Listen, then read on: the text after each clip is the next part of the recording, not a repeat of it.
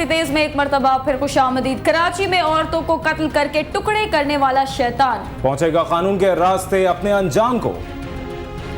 कराची में चंद रोज कबल पुलिस ने पकड़ लिया था इस सफाक भेड़िए को।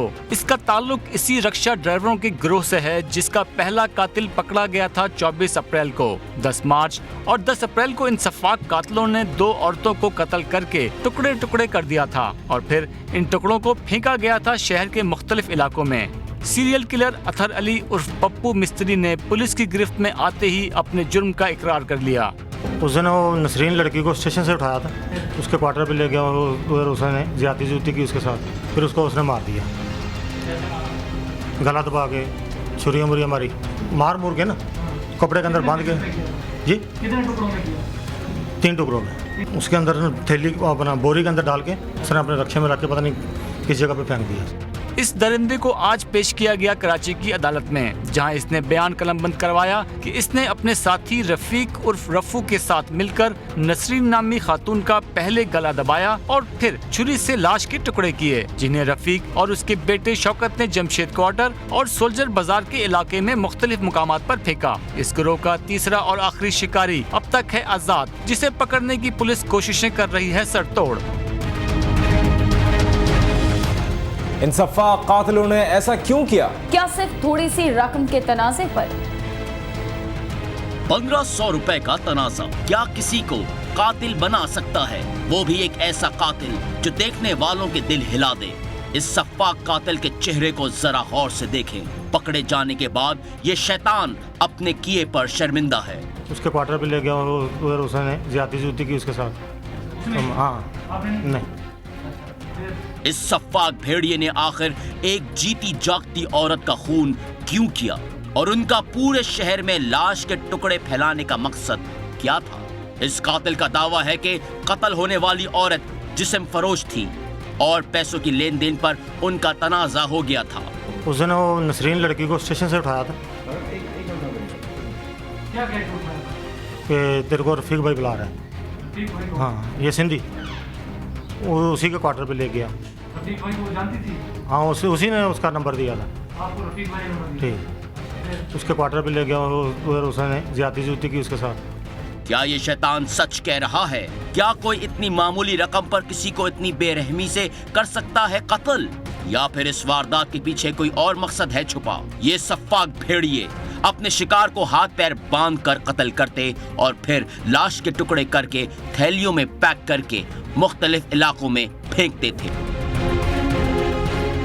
इराक को जंग के मुतासरीन को ना मिले मुआवजे तो वो एहतजाज करते हुए दरख्तों पर चढ़ गए। उन्होंने खुदसोजी की दी धमकी तो इंतजामिया ने दिखाई फुर्ती और कराई यकीन दहानी। आसिया अंसर की रिपोर्ट।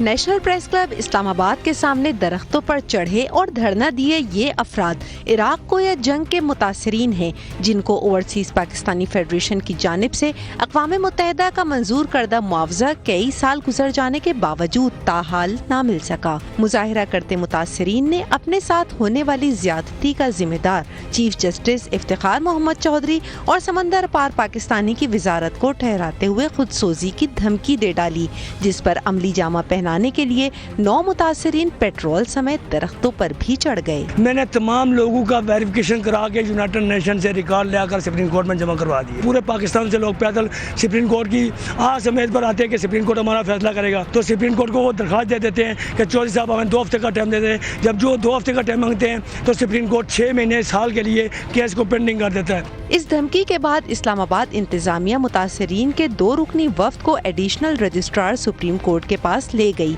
जहां मुज़ाकरात कामयाब हुए और इस्लामाबाद इंतजामिया की यकीन दहानी पर मुजाहिरीन ने खुदसोजी का फैसला मौखर कर दिया। जब तक जी हमारा फैसला नहीं होता हम यहाँ से जाएंगे नहीं और 36 घंटे का टाइम देते हैं। 36 घंटे के अंदर अंदर अगर हमारा फैसला किया गया तो ठीक, नहीं तो उसके बाद हम इसी तरह का हम किसी को बताएंगे नहीं। हम अचानक पेट्रोल डालेंगे और पेट्रोल आग लगा देंगे। असिस्टेंट कमिश्नर इस्लामाबाद की यकीन दहानी के बाद अब मुतासरीन इराक कोयत जंग सुप्रीम कोर्ट में अपने केस की जल्द समाअत की दरख्वास्त बजरिए ह्यूमन राइट्स कमीशन देंगे। मुजाहिरीन का कहना है कि अगर 36 घंटों में भी OPF ने अदायगी ना की तो वो बिला ताखीर खुद सोजी करके अपनी जिंदगी का खात्मा कर लेंगे, जिसकी तमाम तर जिम्मेदारी सुप्रीम कोर्ट और समंदर पार पाकिस्तानी की वजारत की होगी। कैमरामैन मोहम्मद तौसीफ के साथ आसिया अंसर, CNBC पाकिस्तान, इस्लामाबाद। और कानून और इंसाफ की बातें करने वाले वकीलों ने एक बार फिर कानून को रौंद डाला। कल 2 अदालती अहलकारों की पिटाई करने के बाद आज एक और को पीट डाला। लाहौर से मोहम्मद उस्मान की रिपोर्ट। अदालती अहलकार महमूद भट्ट पर वकला तशद्दुद के बायस की जाने वाली हड़ताल अभी पूरी तरह खत्म भी ना हुई थी कि एक नया शिकार वकला के हत्थे चढ़ गया। सिविल जज मोहम्मद अफजल के रीडर नदीम को वकला ने तशद्दुद का निशाना बना डाला। फिर क्या था? एहतजाज।